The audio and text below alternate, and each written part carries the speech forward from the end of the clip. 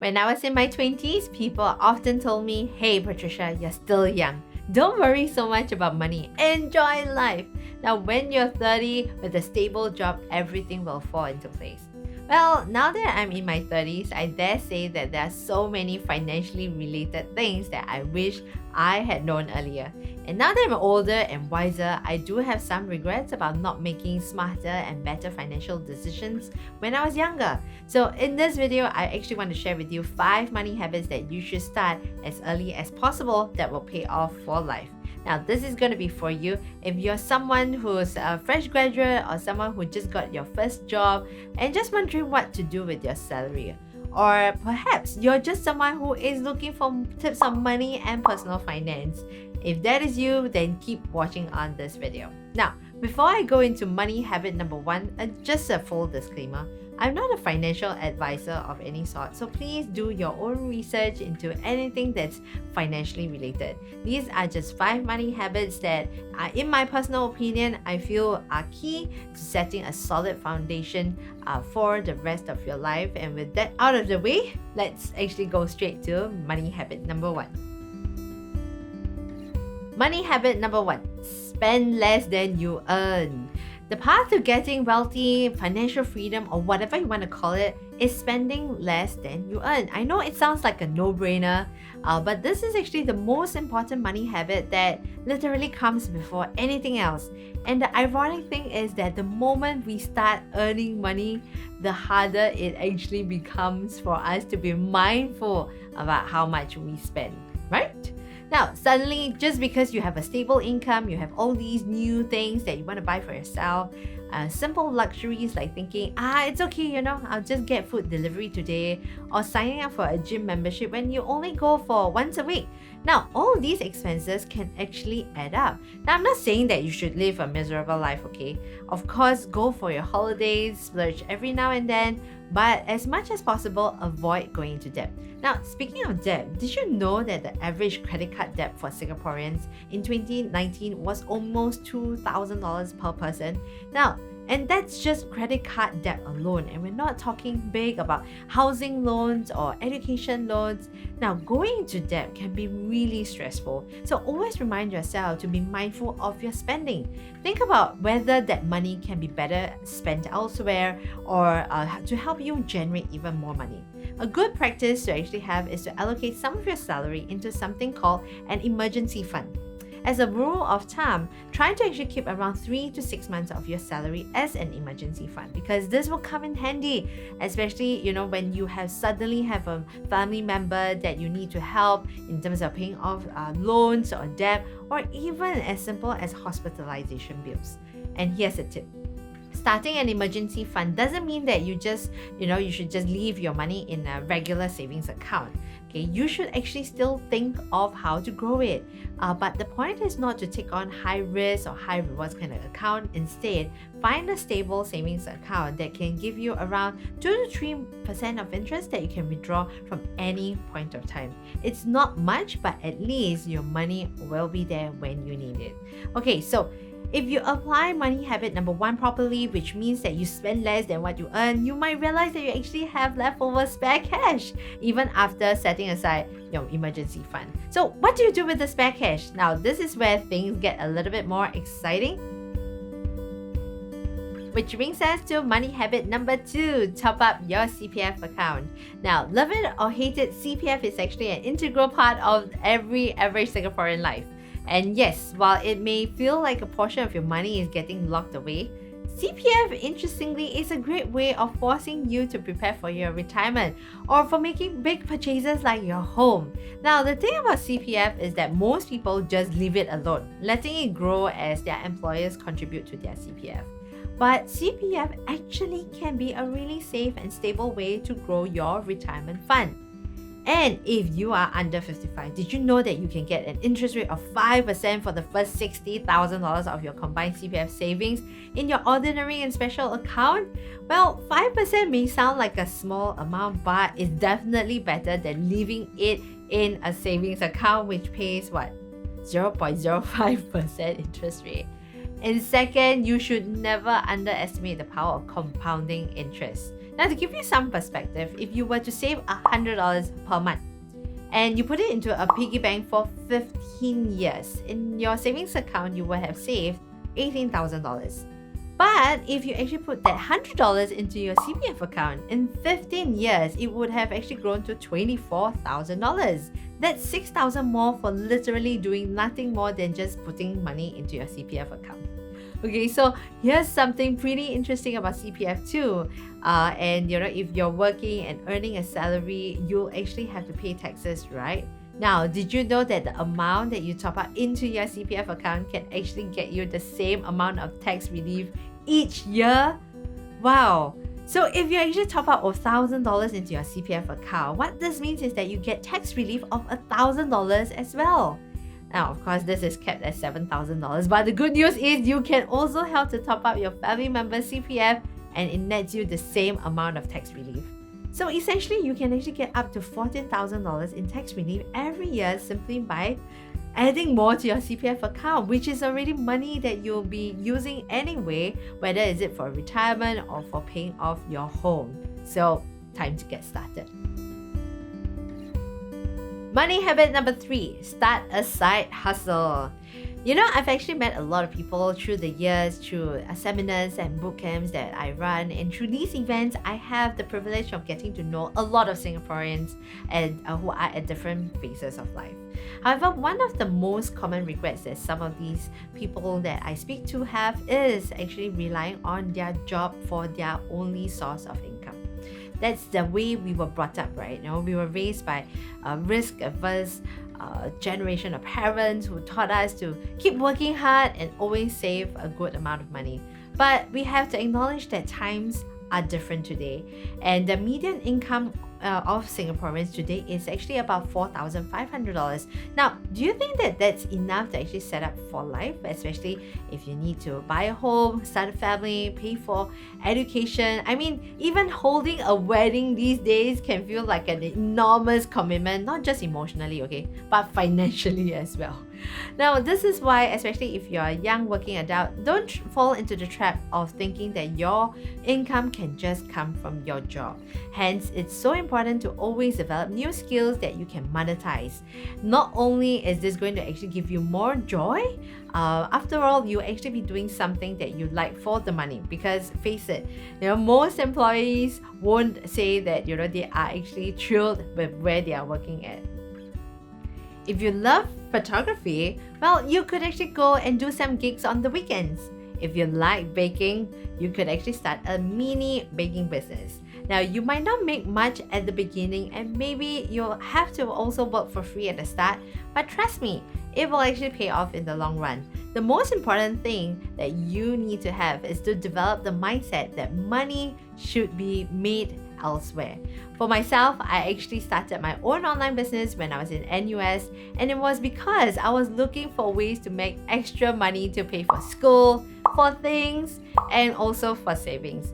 Now, an online business was a very attractive business to start because it required a very low capital investment and it was literally easy to start. I started selling things online from mugs, bags, ebooks, softwares, etc. And I slowly grew my businesses to what it is today. With side hustles, it can be actually quite fulfilling to know that you are making your own money and quite frankly not helping someone else do so. And if you actually need some ideas about great side hustles to start, well, I highly recommend that you could consider starting your own e-commerce business.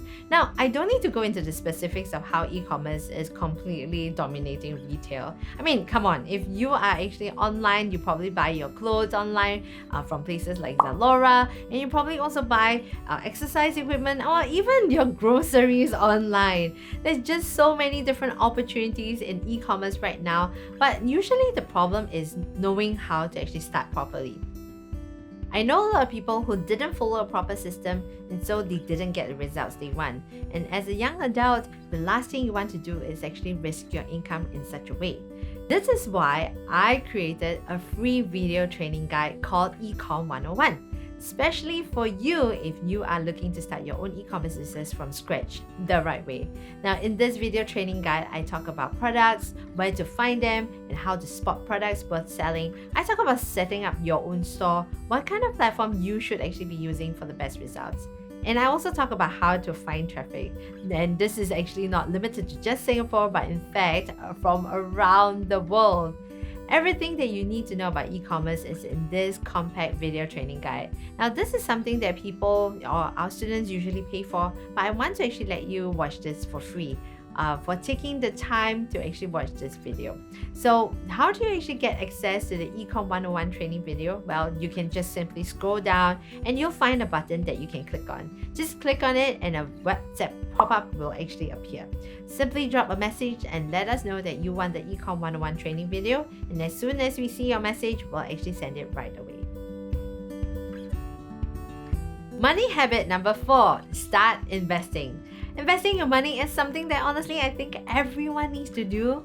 But once again, I'm not a financial advisor, so these opinions are probably my own and from my own experience. Now, leaving your money in your bank account is really something that you shouldn't, really be doing. Like I mentioned earlier, even for your emergency fund, you will want to put it in a higher interest but low risk account.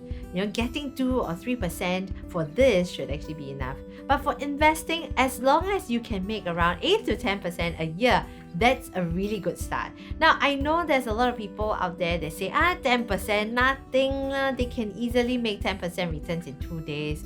Well, if you are a fresh grad or you just actually started working, just be mindful, of falling into that trap. The stock market is always, a risky place, no matter what people tell you. So start conservative. Just get into the habit of investing first. If you want to take on more risk when you have more money, then by all means. My advice to you is that you should actually focus on building your side hustle first, because with at least, a side hustle, you can ensure that you get extra income. And with investing, seriously, nobody can predict how the stock market is actually going to go. So a good practice for complete beginners, especially if you're one, is to actually focus on dollar cost averaging. Don't try and time the markets, because obviously if you nail it, you can get huge returns, but it can also backfire as well. Just start with something consistent and be, comfortable with the amount of risk that you are intending to take. Something that's getting really popular these days are robo-advisors. Now, again, I'm not a financial advisor, so please do your own research. Personally, I do think that these are great ways to inculcate the habit of consistent investing and dollar cost averaging. Now, how these robo-advisors actually work is that you can automatically set aside a fixed sum for them every month, and they will invest that money for you. The returns are definitely higher than your regular savings account, but probably won't be as high as if you were to actually pick stocks and invest on your own. But it's a good middle ground if you want a hassle-free way of investing, or you could just invest in an ETF like the S&P 500. Money habit number 5, talking about money with your loved ones. So out of all the money habits that I mentioned so far, honestly, I think that money habit number 5, which is actually to talk about money with your loved ones, is actually one of the hardest to do. Maybe because, most of us, were brought up in a very conservative Asian upbringing where money is a sensitive topic. It's a topic that you don't discuss. But this unwillingness to discuss about money doesn't help at all, given the fact that, our parents definitely didn't have the resources to learn more about personal finance, which is, what we easily have access to today. The troubling thing is that in a survey conducted in 2019, only 20% of young adults, just like you and I, were confident that our parents had enough for retirement. And what's even more worrying is that in this same survey, 67% of parents think that they will outlive their savings. Now, let that sink in for a moment. Almost 3 in 4 parents will not have enough savings for a good retirement. That's why this is something that as a society, we need to actually feel more comfortable talking about. You're still a young adult, you probably have big dreams ahead of you, and maybe one of those dreams is to start your own family, which means that you'll actually need help supporting your kids financially. Yes? Until they are at least like 18 or 21. But if your parents don't have their finances sorted out, you'll actually find yourself sandwiched between these two generations that require your financial support. And as a parent myself, I know how stressful that can actually be. So, what can we do about this? Now, the very first thing that you want to do is actually to talk to your parents about whether they have the proper insurance plans in place. Now, again, I'm not a financial advisor, but this is actually from my own personal opinion, and that is your parents should minimally have a health plan or some sort of integrated shield plan. So speak to your parents about this, because when I had a talk with my dad myself, I was surprised to find out that he wasn't properly insured. And when it comes to health plans, the later you start, the higher the premiums are. So when I told my dad, hey, Dad, I'd rather pay $1,900 per year for your insurance premiums every year than to suddenly be shocked with the 5 or 6 figure hospital bill that we need to actually pay in cash. Insurance aside, one of the things that we need to check is if they have enough in retirement funds. Speak to them about their CPF. Okay, don't be afraid of that, because that will go a long way. The median amount of a person needs to retire in Singapore is about $1,400 per month. Now, it sounds little, but you'll actually be surprised how many elderly in Singapore can't even get that kind of payout just from their CPF.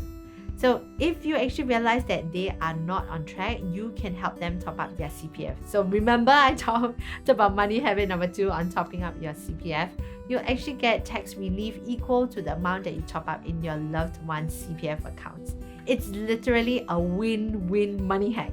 Of course, there are so many other things that you can do. For example, when you and your siblings actually start moving out of your family home to start your families, you may want to consider downsizing your parents' home to free up some extra cash for themselves.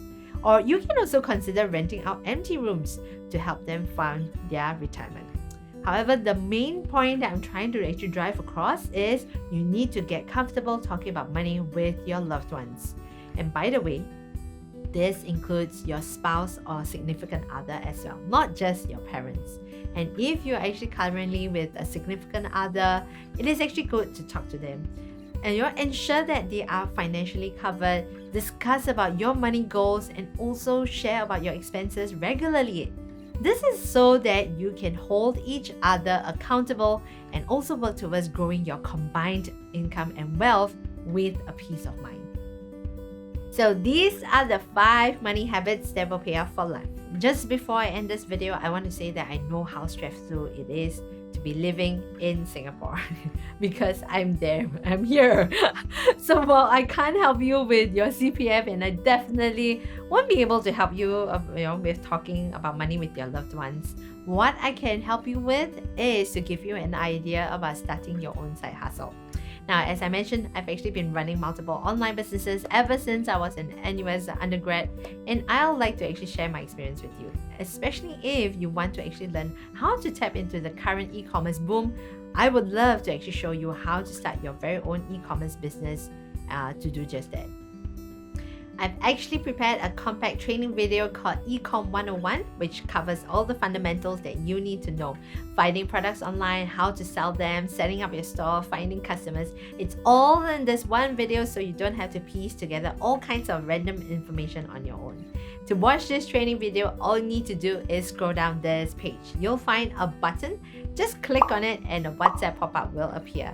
Simply let us know on WhatsApp that you want access to the Ecom 101 training video, and my team will send it over to you as soon as we see your message. Alright, so that's all I have for you in this video. I really hope you found this useful. I know that adulting these days really seems like an uphill challenge, but hey, we all have to go through it one day. So keep pushing through, and remember, if you want some help with starting an online business, everything's actually all prepared for you in the Ecom 101 video. So thank you so much for taking the time to watch this, and I hope to see you soon.